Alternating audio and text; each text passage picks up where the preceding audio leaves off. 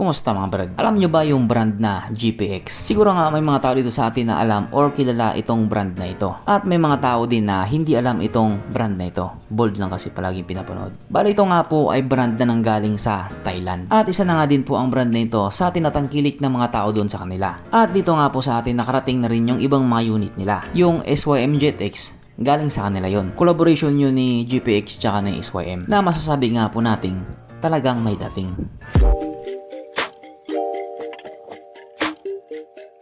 Pero syempre bago tayo patuloy, kung bago ka pa lamang napadpad dito sa aking walang kwentang channel, huwag ka na mag-subscribe.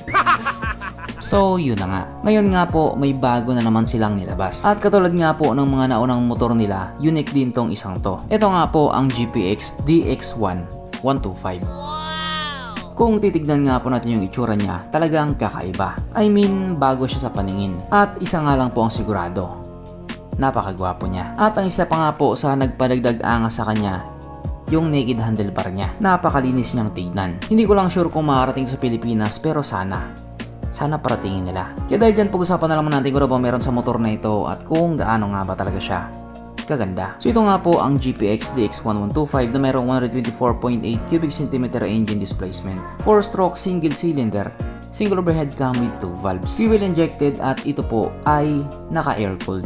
O alam nyo na. Unfortunately, hindi po nila sinabi yung patungkol sa power niya. Ang kanyang tangke ay kayang magkarga ng 5 liters fuel tank capacity at wala din po tayong idea pagdating sa kanyang fuel consumption. Sana matipid. Ang sukat ng kanyang gulong 100 by 90 by 12 sa harap at 120 by 80 by 12 naman sa likuran. Pagdating naman po sa kanyang braking system, ito po ay naka-disc brake sa harap at drum brake pa din po sa likuran. Wala siyang ABS pero meron naman po siyang CBS or combi brake system. Ang kanyang seat height ay may taas na 770mm at 110mm naman ang kanyang ground clearance. So yan nga po yung isa sa mga medyo trademark ni GPX. Mababa yung mga ground clearance nila. Kung sa bagay, sa Thailand yata walang lubak. Kaya okay lang, walang problema. Sa Pilipinas kasi, wala mga kupal binulsa yung budget pang paggawa ng kalsada. Mapunta naman po tayo sa iba pa yung mga features. So ang ilaw nga po sa motor na ito, naka full LED na po. At unique nga din po yung headlight niya. Dalawang ilaw na magkahiwalay. Para siyang mata ng Angry Bird. Wala lang, yun lang naisip ko. At ito nga po ay naka-keyless na rin. Naka-smart key na po siya. At hindi lang yan. Meron din po itong USB charging port na para kahit saan ka nga po magpunta, hindi ka na mangangamba na baka malobat yung cellphone mo kasi nga manonood ka pa ng Pornhub. At ang isa nga po sa nagpaangas dito sa motor na ito, yung kanyang naked handlebar na bagay nga po sa kanya. At hindi lang yan, sapagkat yung nga po kanyang gas tank cap ay nakapwesto na po sa may harapan. Ibig sabihin lang nun, malawak yung kanyang compartment. Kaya marami ka talagang pwedeng ilagay. At nandito na nga po tayo sa exciting na part, ang kanyang mga suspension. So sa harapang bahagi nga po, ito ay kinamitan ng telescopic fork. At sa likuran naman, ito po ay gumagamit ng single shock absorber na ayon nga po sa mga taong nakagamit sa motor na ito, maganda ang bounce.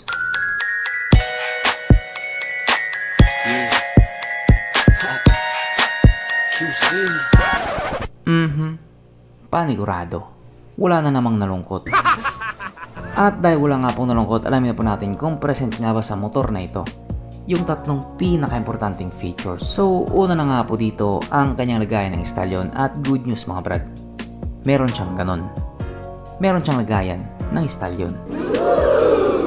Pangalawa, meron din po siyang sabitan ng pulutan. At oras na nga po para sa ating red horse check. Ang pinaka-importanting feature sa isang motor. At ayon nga po sa aking masusing pag-aanalisa, ang motor na ito ay kayang magkarga ng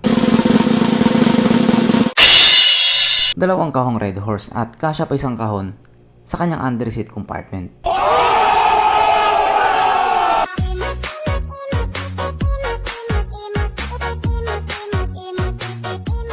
So therefore ang motor na ito ay talagang highly recommended.